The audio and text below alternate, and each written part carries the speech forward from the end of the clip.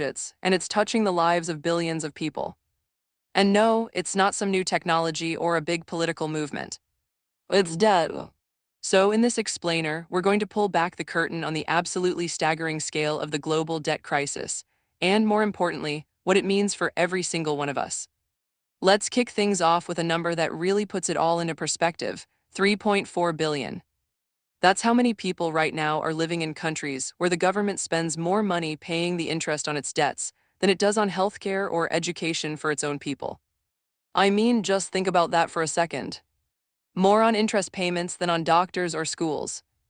To really get how we ended up here, we first have to wrap our heads around the sheer size of the problem. And look, these numbers are so big they almost feel fake, but it's so important that we try.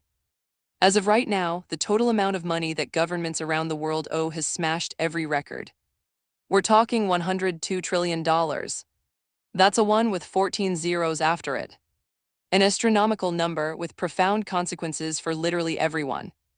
Now, here's where it gets really interesting: how that debt is actually split up. Developed economies hold the lion's share, about $71 trillion. But look closer. Developing countries owe $31 trillion. It's a smaller number, but their debt has grown twice as fast as the debt in richer nations since 2010. And that explosive growth is right at the heart of this crisis. All this talk of trillions can feel abstract. How does a whole country get into debt in the first place? Think of it like a government's credit card, just on a mind-boggling scale. At its core, national debt is simple. When a government spends more money on things, roads, healthcare, defense, than it collects in taxes, it runs a deficit. National debt is just all of those yearly deficits added up over time. But it's not like a government can walk into a bank and ask for a loan. When they need to borrow billions or trillions, how do they do it? By selling government-backed IOUs, government bonds or treasury securities. T-bills for short-term borrowing, notes and bonds for longer terms. Investors give the government cash now, and the government promises repayment later with interest.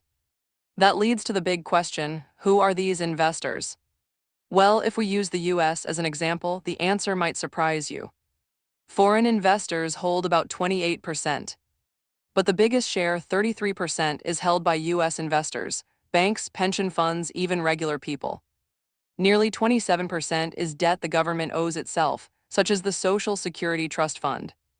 And the Federal Reserve holds another 12%. But here's the huge catch: this whole system does not work the same way for every country. There's a massive divide that places a heavier and more dangerous burden on developing nations. I mean, the difference is just night and day. Developed nations like the US or Japan, they get to borrow money in their own currency, a currency they control, so they get lower interest rates and operate in stable markets. Developing nations, on the other hand, often have to borrow in a foreign currency, usually the US dollar. And that makes them incredibly vulnerable, because if their local currency gets weaker against the dollar, their debt just got bigger overnight without them doing a thing. And the cost is brutal. Developing regions borrow at interest rates 2, 3, sometimes 4 times higher than what the US pays. They're basically being charged a huge penalty just to access basic funding for development. This contributes to something that feels completely upside down: negative net resource transfer.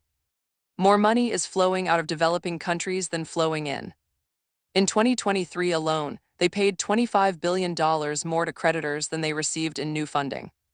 It's a system shifting wealth from the poorest nations to the richest. This takes us to the biggest debate at the center of this crisis: what's the way out? Should these massive debts be repaid no matter the cost, or should some be forgiven? The Jubilee debt campaign captures the moral dilemma. When a country has to choose between paying foreign banks and building schools or hospitals, something is fundamentally broken.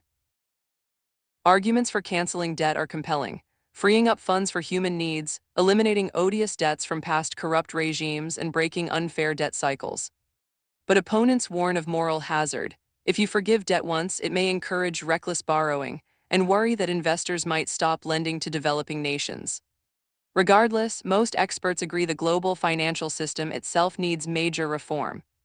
UNCTAD, the UN Conference on Trade and Development, proposes a roadmap. 1. Make the system fairer and actually supportive of development. 2. Provide reliable emergency financing.